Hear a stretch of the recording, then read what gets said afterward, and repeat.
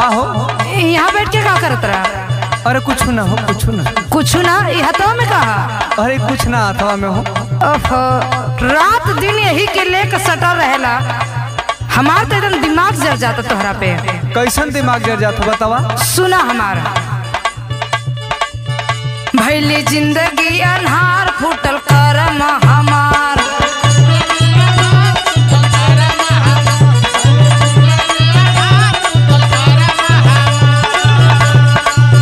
भैली जिंदगी अनहार, फूटल करम हमार। सैया ले अइला हमारी सवतिनिया ना।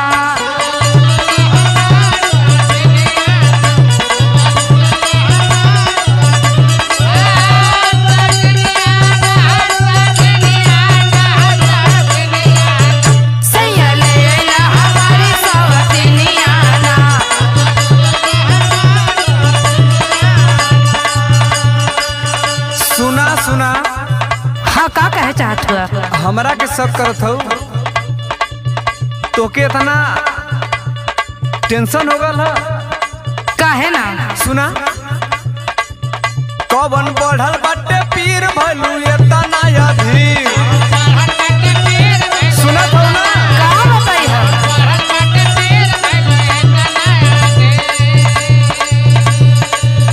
कवन बढ़ल बाटे पीर भलू एतना अधीर। काहे रोवेलू तू हमरी अवरतिया ना?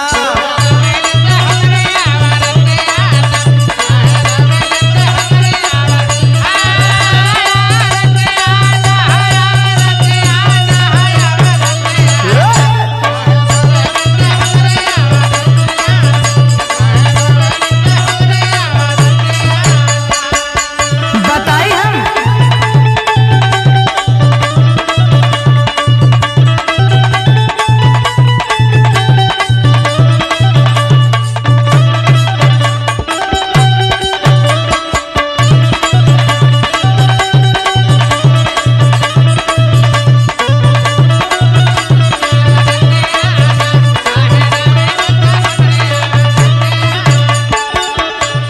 बताई हम काहे परेशान है? बतावा।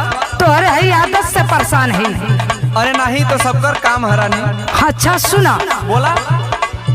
जब ले अइला मोबाइल हमका गइला भुलाई। जब ले अइला मोबाइल,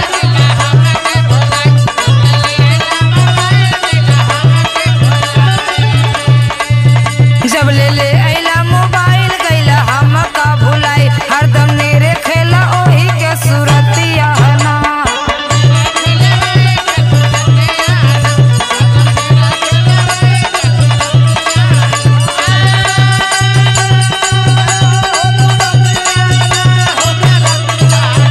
हरदम नेरे खेला ओही के सूरतिया ना। हरदम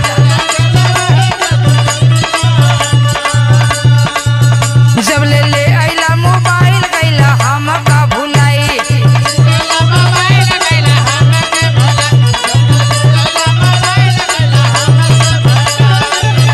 जब ले अइला मोबाइल गइला हमका भुलाई। हरदम नेरे खेला ओही के सूरतिया ना।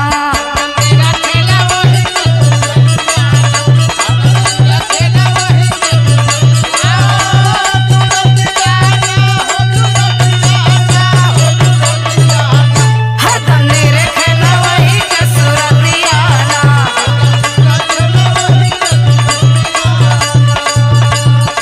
ए धनी, हमार बात सुना। तू का कहतू हमें समझ में ना आवत, तनी खुल के कहा। सुना। हाँ बोला। काहे गइलू पगलाई, तनी खुल के कहा भाई। अब केतना खुल के कही? साफ साफ बोला, साफ साफ।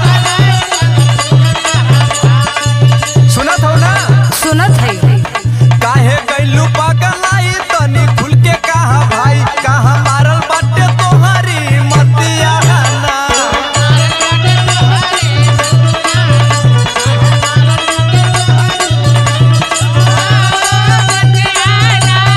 हरदम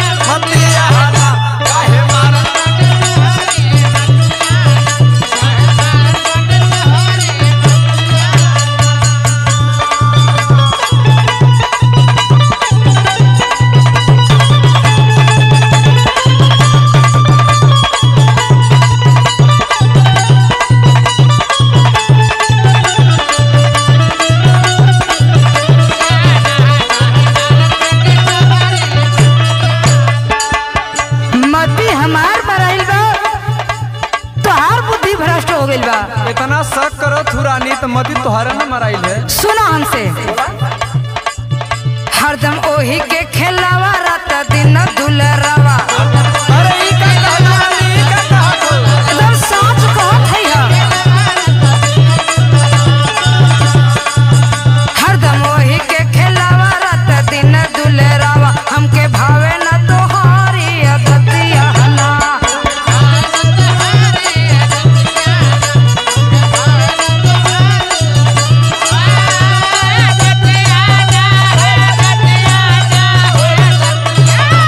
हमके भावे न तोहारी अदतिया ना। अरे सुना सुना, आप का कहे चाहत हो बोला?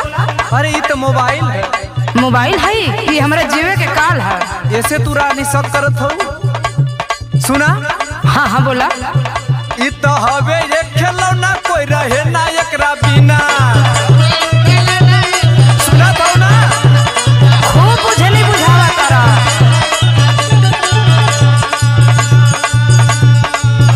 ई तो हवे एक खिलौना, कोई रहे ना एकरे बिना। इससे बढ़िया ना मिली कोई संगतिया ना।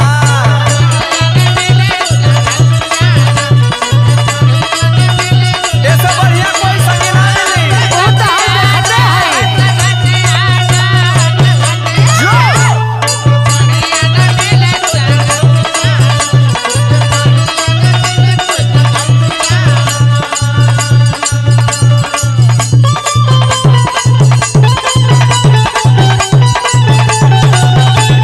बाबा सनी भैया बाबा।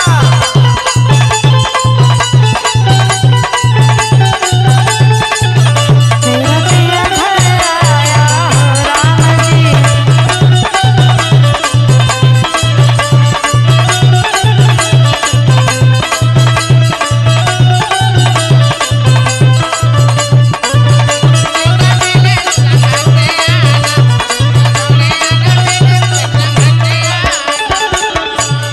हमके बुझनी बुझावत हुआ। अरे नहीं रानी तो। ई खिलौना है हाँ रानी, ना, ई खिलौना ना है विपत है। विपत ना। अरे ई तो ढुकुओ भैया लेके चलावन। अरे सुना हमार, ई त विपत बड़ी यार बथेला हमरो कपार। अच्छा अच्छा, कपार बथेला।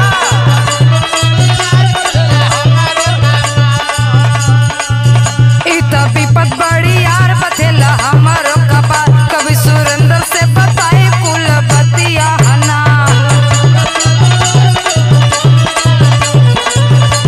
कोई बात कभी जैसे बताई तो हाथ कहूँ।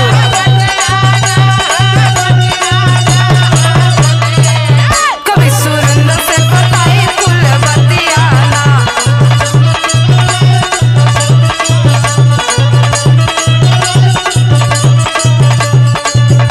सुना सुना, कोई बात हम कभी जैसे बताई। अरे नहीं रानी, उनसे मत बताइए ना तो बवाल हो जाए। काहे? सुना,